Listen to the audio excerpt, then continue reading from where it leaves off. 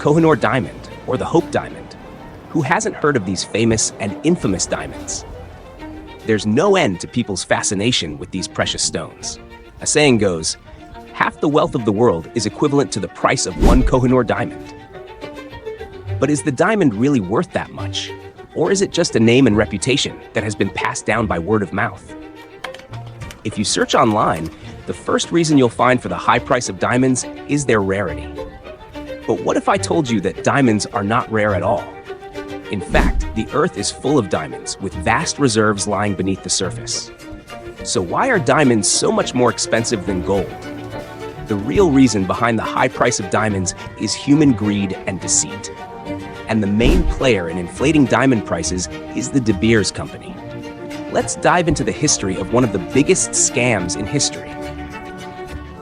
At one point, diamonds were only found in India.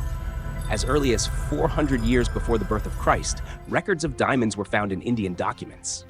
Back then, only kings and emperors used diamonds as ornaments. Though the Mughal rulers used diamonds, they preferred colored gemstones like rubies, emeralds, and sapphires.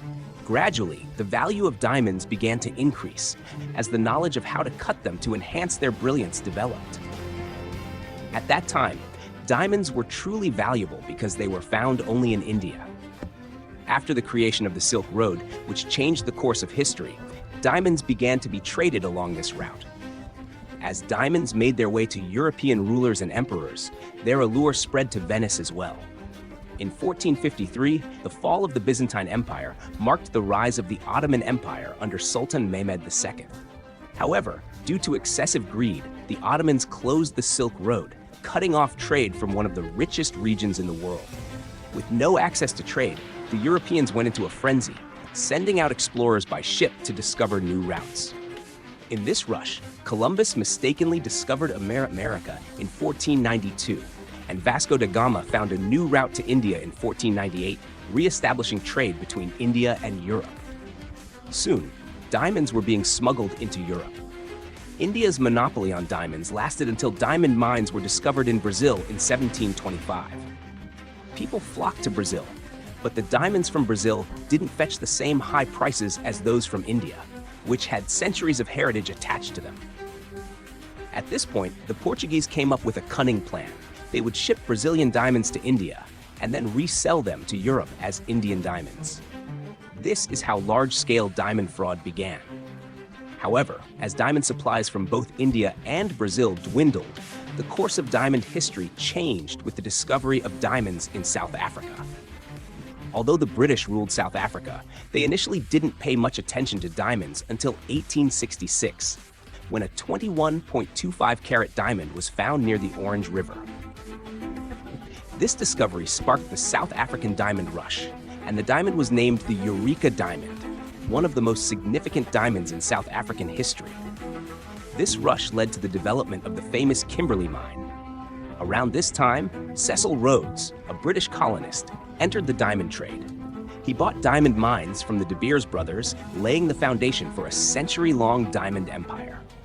Rhodes used the profits from diamond sales to purchase more mines, exploiting the local African population through various forms of deceit and cruelty. Allegations have been made against De Beers for using diamonds to fuel conflicts by trading them for weapons and money. Diamonds obtained through such bloodshed became known as blood diamonds. De Beers denied these allegations, but the company gradually took control of 90% of the world's diamond mines, forming a monopoly. But soon, it became evident that diamonds were so plentiful worldwide that the wealthy class began losing interest in them, turning instead to rarer gems. As diamond demand and prices began to fall, Rhodes came up with a solution. He drastically cut the global supply of diamonds, creating the illusion of rarity and driving prices back up. This strategy was inspired by a French monopoly scheme in the copper industry, though that scam lasted only 18 months. In contrast, the diamond scam continues to this day. After World War I, the global economy was in a depression. People barely had enough to eat, let alone buy diamonds. At this point, Ernest Oppenheimer, the new chairman of De Beers, hired the N.W. Ayer & Sons marketing agency, launching one of the most successful marketing campaigns in history. To regain control of the market, De Beers pushed the idea that diamond engagement rings were the ultimate symbol of love and commitment. This practice became widespread, and men were encouraged to spend 2 to 3 months' salary on a diamond ring. The famous slogan, "A diamond is forever," soon followed, and Hollywood movies helped promote this notion by showcasing actresses adorned in diamond jewelry. The campaign was so successful that even today, people believe diamonds are the best gift for women.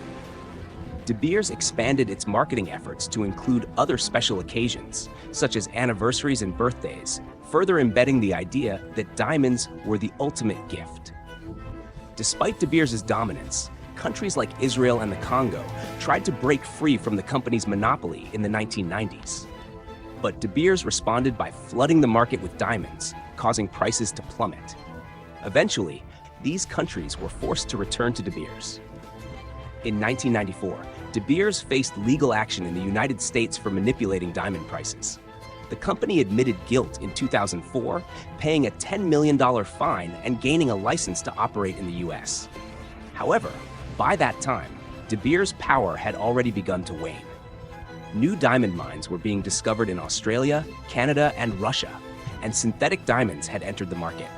Synthetic diamonds, created in labs, are virtually indistinguishable from natural diamonds and are much cheaper. By the 1990s, De Beers' share of the diamond market had dropped from 90% to 25%.